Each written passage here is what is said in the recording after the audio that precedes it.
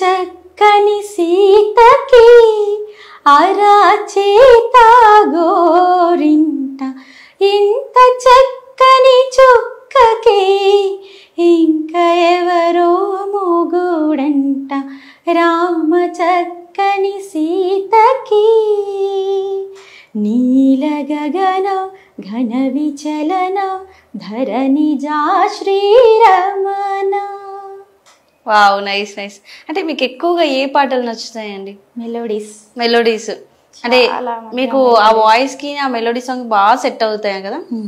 అంటే ఇంకా వేరే ఎప్పుడు ట్రై చేయలేదా?